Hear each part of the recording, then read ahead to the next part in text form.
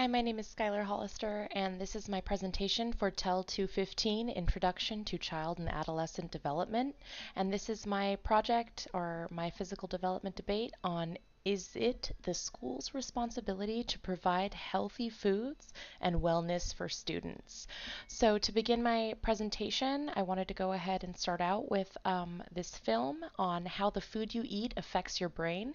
It is a TED education film, and it is provided by Mr. Nakamuli, if that's how you pronounce his name. Um, and it is from 2016, and here we go.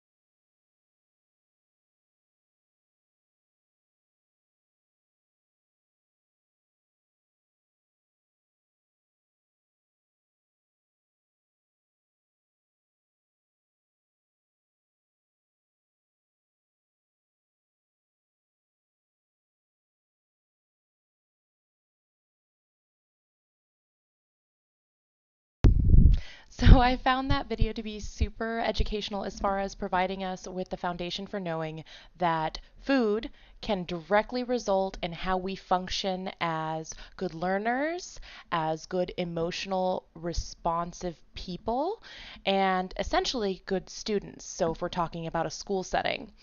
So then moving along, I wanted to engage in how does a healthy school lunch affect student performance?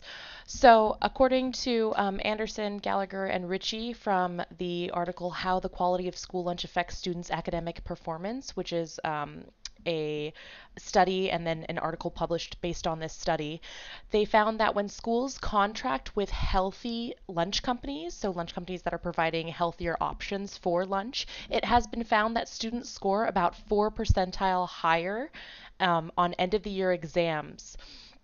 And meanwhile, when contracting from a healthier lunch company, there is no drop in the amount of lunches sold. So meaning just because we're providing healthier options doesn't mean that the students are like not eating. They're not choosing to not have lunch at all.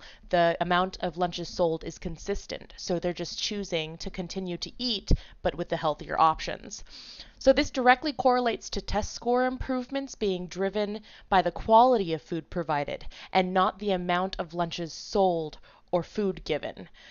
So providing healthier lunches also has long-term effects, potentially driving down childhood obesity rates and assisting the student in lifelong healthy eating habits.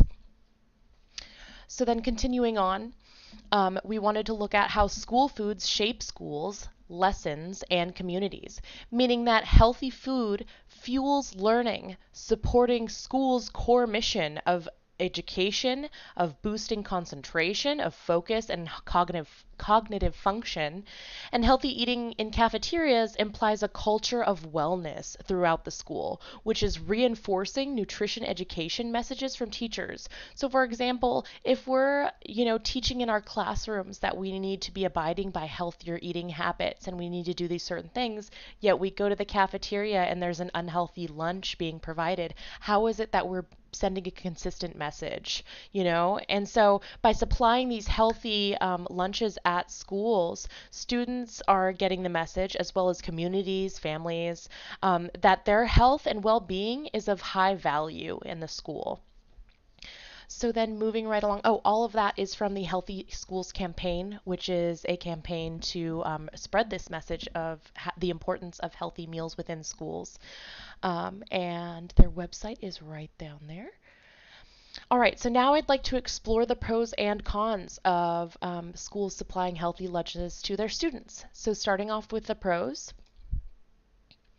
The pros of supplying healthy lunches in schools is number one, it helps children obtain better education by supplying the child with nutritional fuel and healthy energy to learn. So we're giving them basically the building blocks to just to function well in a school setting, to be able to absorb the knowledge that we're throwing at them.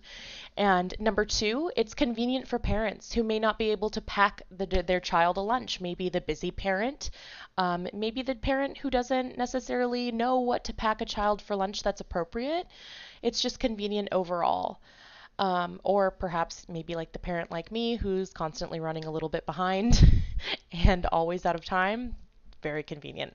And then third and lastly, it helps those in need who might not have the money to provide healthy meal options at home or even to send their child to school with healthy meal options. It helps those people to feel comforted that their child will be getting a healthy meal option within their cafeteria at school. All these are from Venko Education, a 2020 publishing of pros and cons of the U.S. National School Lunch Program. Moving along, we have the cons, also provided by Venko Education in the same article. The number one con is healthier food quality is more expensive to provide. So, if we're looking at numbers, we're crunching those numbers with taxpayers and the money provided. It's not exactly a cheaper option. Healthier food is more expensive.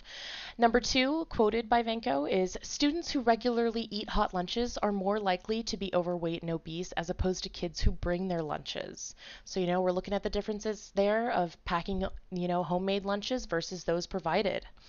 And number three, potential waste of foodstuffs if children do not like the healthy food options. So we're looking at wasted food. That's something that could very well happen if children aren't liking the options provided. So now I wanted to look at, because I feel like it's very important to look at what the CDC has to say about eating healthier at school. And here are three important quotes that I pulled from their website on CDC at cdc.gov. The article being called "Healthy Eating Healthier at School."